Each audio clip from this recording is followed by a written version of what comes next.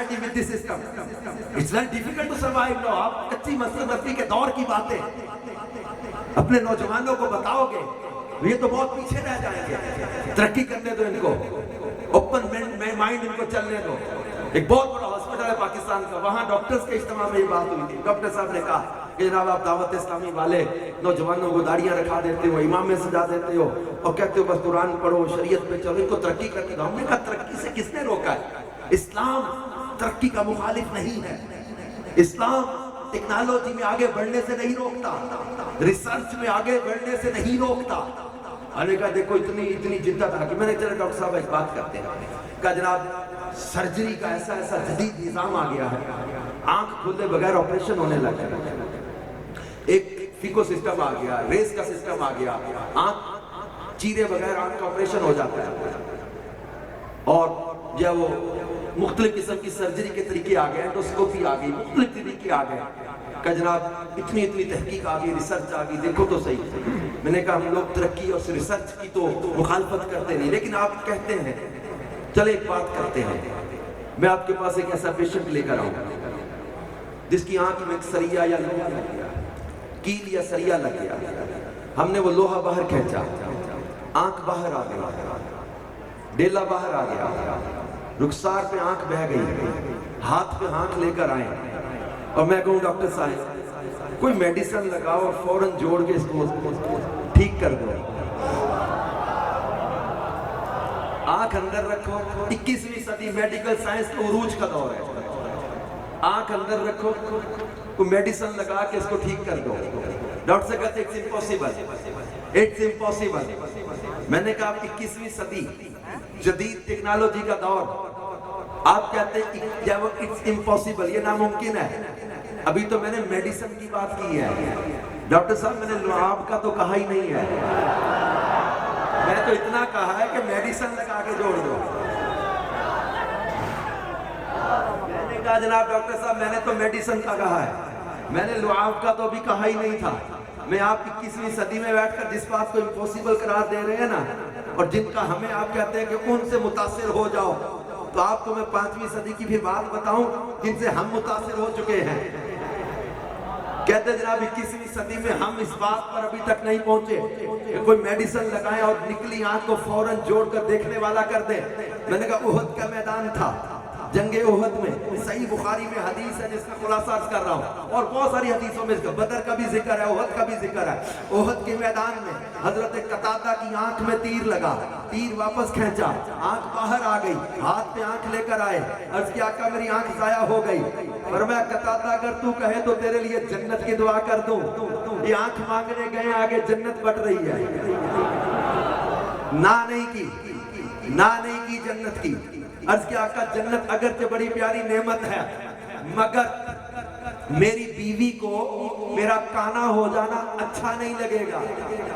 حضور میں اس طرح کانا ہو کے گھر گیا تو سونا نہیں لگوں گا. اب محبوب سمجھ گئے, حضرت قتادہ کو آفر کی ہے کہ قتادہ آنکھ قربان ہوگی جنت لے لے.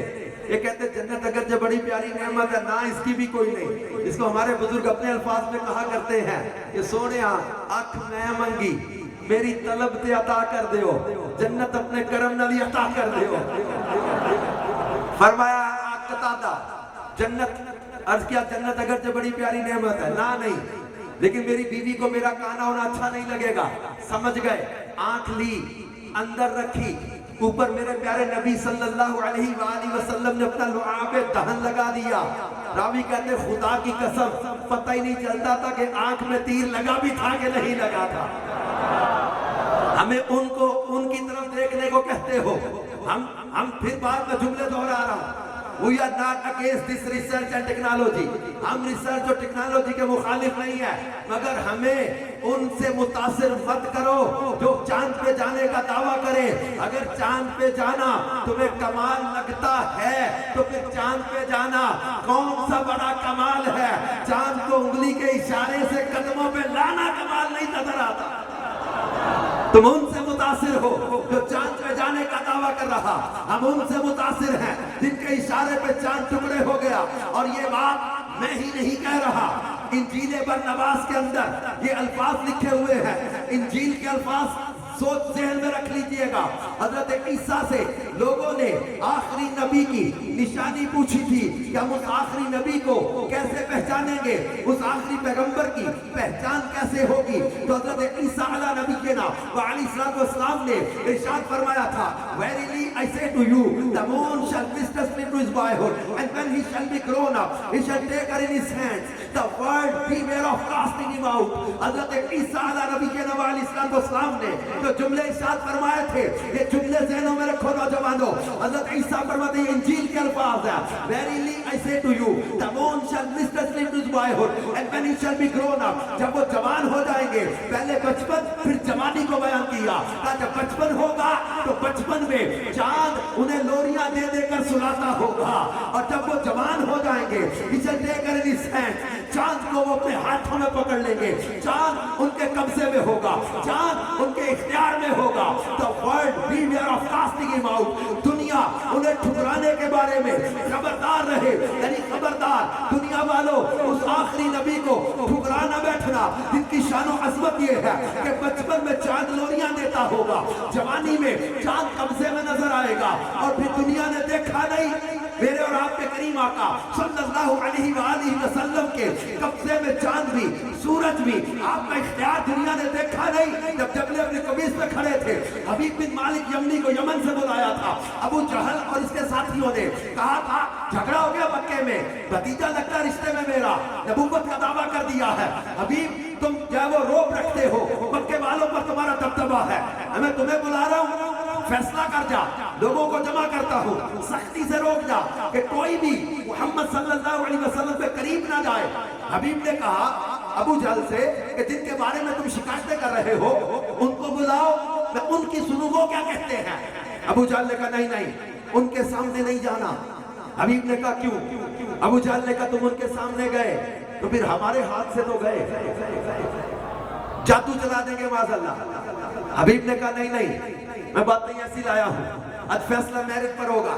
अबू जहल ने कहा देख तेरी मेरी पुरानी दोस्ती है, मरवा ना नहीं।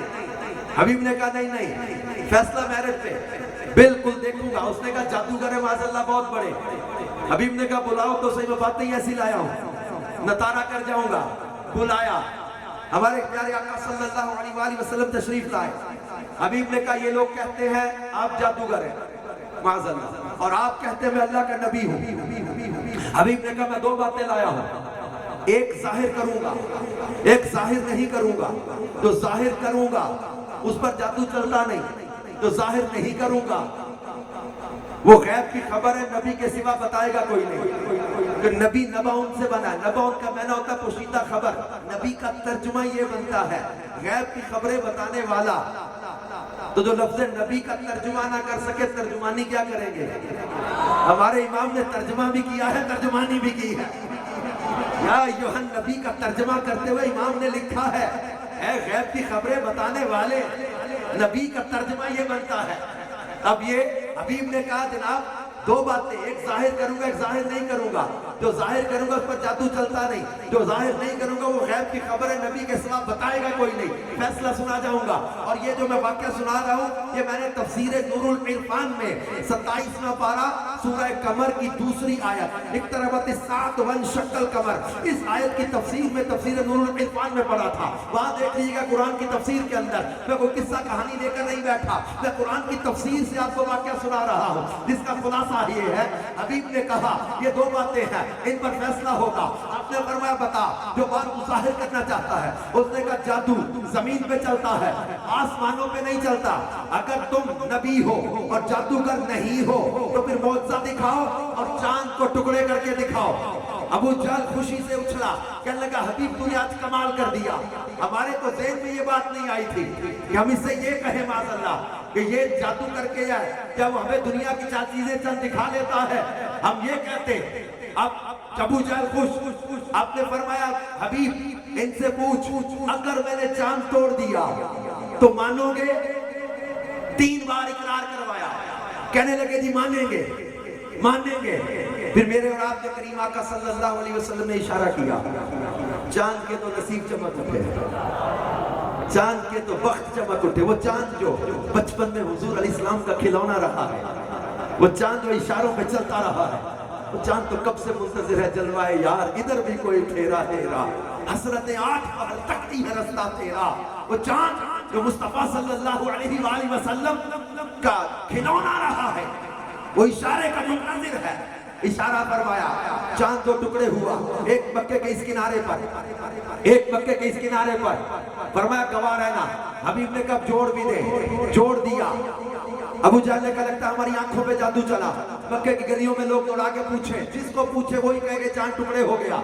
ابو جہل نے کہا پورے مکے پہ لگتا جادو چل گیا۔ حبیب نے کہا چاند ٹوٹ کے جڑا میں نے دیکھ لیا، اب دوسری بات میرے دل میں ہے۔